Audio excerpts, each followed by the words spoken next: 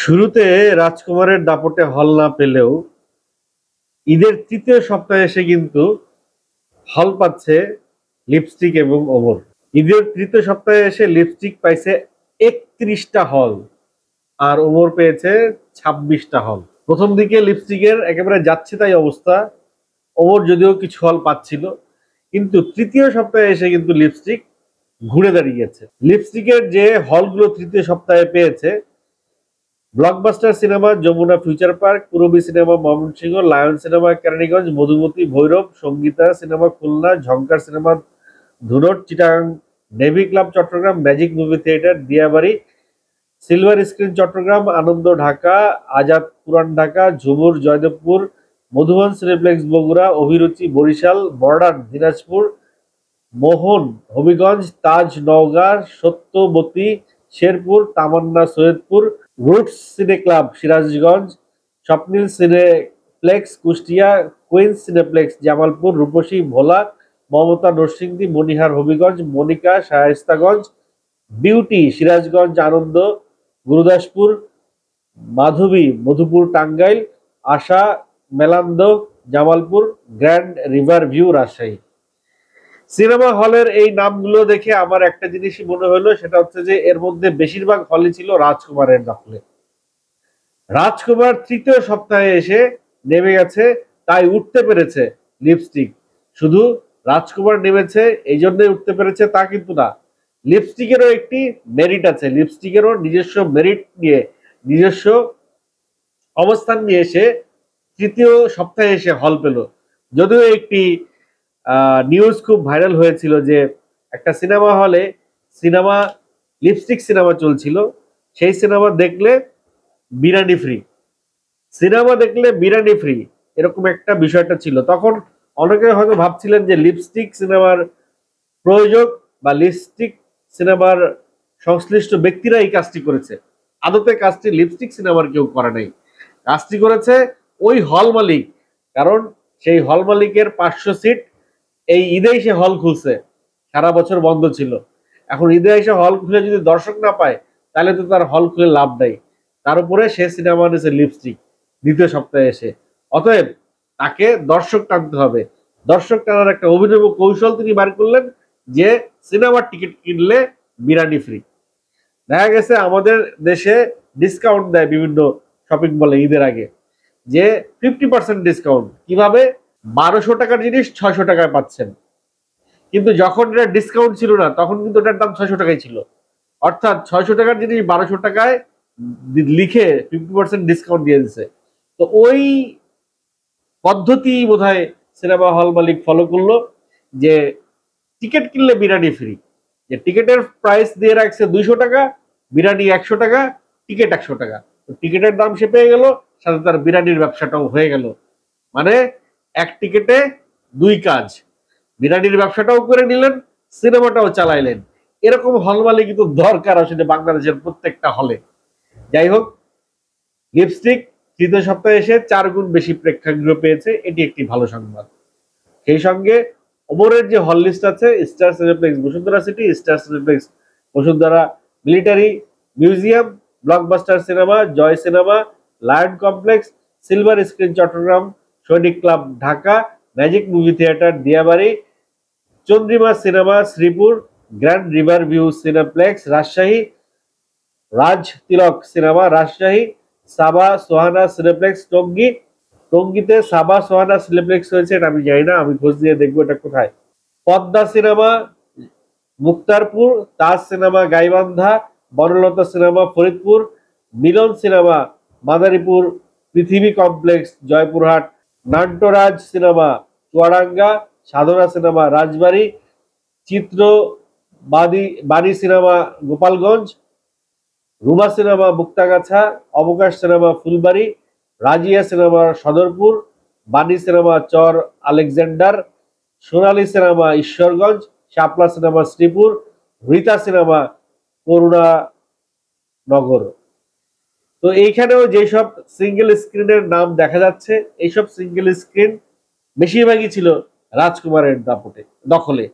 তো রাজকুমার তৃতীয় সপ্তাহে এসে অনেকগুলো হল থেকে নেমে গেছে, তৃতীয় সপ্তাহে উঠলো ওমর আর লিপস্টিক।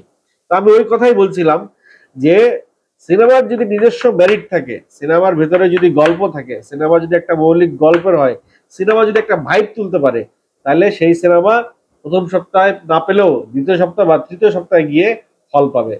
এখন এই দুইটা সিনেমা হল পাইছে, সেটা যেমন ঠিক সঠিক, তেমনি এই হল পাওয়ার পরেও যদি তারা দর্শককে সন্তুষ্ট করতে না পারে, হল পাওয়ার পরেও যদি তারা দর্শকদেরকে টানতে না পারে, তাহলে এর চাইতে পোড়া কপাল আর তাদের হতে পারে না। যদিও প্রচন্ড গরম এখন, এই প্রচন্ড গরমে এইসব সিঙ্গেল স্ক্রিনে আসলে সিনেমা দেখার কোনো পরিবেশ নাই, কোনো পরিবেশ নাই। তারপরেও মানুষজন, কিছু মানুষজন সন্ধ্যার পরে হয়তো সেই সব সিনেমা হলে যাবে, বিকালের শোটা হয়তো হাউসফুল হবে। তো সেই শো গুলো থেকে কিছু টাকা যদি উঠে আসে, তাহলে এইসব সিনেমার টাকা, লগ্নিকৃত টাকা তারা ফেরত পাবে। অ্যাটলিস্ট আদর আজাদ যে গরু বিক্রি করছে, জমি বিক্রি করছে, গাড়ি বিক্রি করছে, সেই টাকার ফেরত আসবে। কারণ আদর আজাদের কিন্তু সবকিছুই সে বাজি রেখেছে লিপস্টিক সিনেমায়। এই বাজিতে তার জিততেই হবে, সেটি যে কোনো উপায়। সেই সঙ্গে আরেকটু বলে রাখি, জিন সিনেমা, আব্দুল আজিজ সাহেবের জিন সিনেমা পাকিস্তানে রিলিজ হচ্ছে।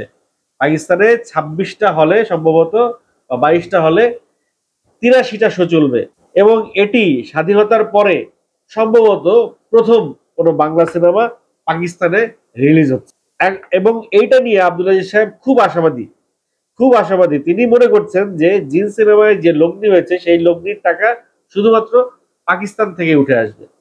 কিন্তু এটা এখনো জানা যায়নি যে বাংলায় সেটা ডাবিং করা হয়েছে, উর্দুতে সেটা ডাবিং করে শো করা হচ্ছে কিনা, সেই তথ্যটা এখন আমি জানতে পারিনি। তবে যদি উর্দুতে ডাবিং করে এটি ওখানে প্রদর্শিত হয়, সেক্ষেত্রে তারা দর্শক পাবে।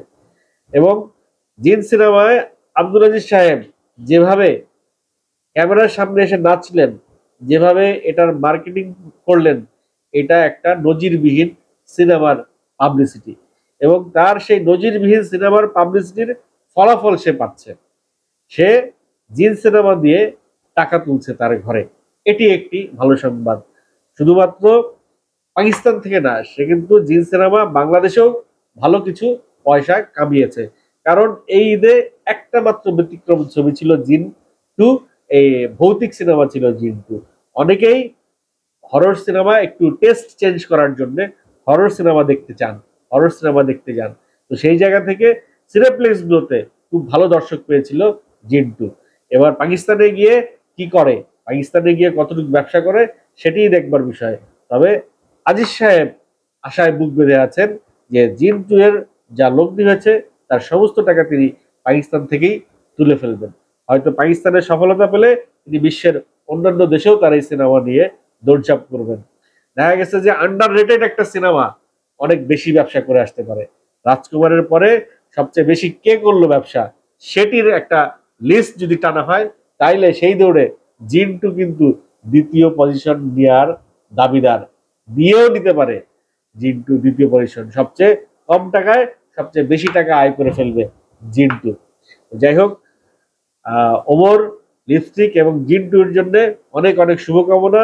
ওদিকে অন্যান্য যে সিনেমাগুলো আছে, যেমন মায়া একটি হল পেয়েছে, দেয়ালের দেশ কোনো সিঙ্গেল স্ক্রিনের কোনো খবর এখনো পাইনি, যদিও প্রথম সপ্তাহ এবং দ্বিতীয় সপ্তাহ সিনেপ্লেক্সে দেয়ালের দেশ খুব ভালো গেছে। গিয়াসউদ্দিন সেলিমের কাজল রেখার কোনো খবর নাই তৃতীয় সপ্তাহে, বা ওই রকম কোনো আলোচনা নাই। তো এই সিনেমার এই ঈদে সিনেমার দৌড়ে ওমর, লিপস্টিক, জিন টু, এই তিনটা কিন্তু এখনো দম ধরে রেখেছে, এখনো তারা দৌড়াচ্ছে রেসে, তাদের দম এখনো আছে। দেখা যাক এই দৌড় কোথায় গিয়ে থামে। আগামী 3 তারিখে মুক্তি পাচ্ছে ইকবাল সাহেবের সিনেমা ডেড বডি। আগামী 3 তারিখে ইকবাল সাহেবের ডেড বডি আসতেছে। তো চতুর্থ সপ্তাহে গিয়ে ডেড বডি কি অবস্থা হয়, ডেড বডির সাথে কি এদের ফাইট হবে কিনা, সেটাও একবার দেখবার বিষয়।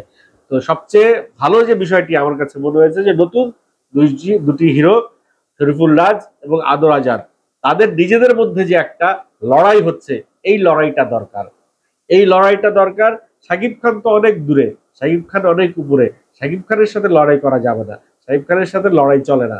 লড়াই করতে হলে এই নিজেদের মধ্যেই একটা কম্পিটিশন থাকবে, নিজেদের মধ্যে একটা কম্পিটিশনে যেই অবস্থান সহ অবস্থান থাকবে কম্পিটিশনের, এই কম্পিটিশনটাই আসলে দেখবার বিষয়। এই কম্পিটিশনটা থাকলেই সবার ভিতরে একটা ভালো সিনেমা তৈরির একটা মনোভাব তৈরি হবে।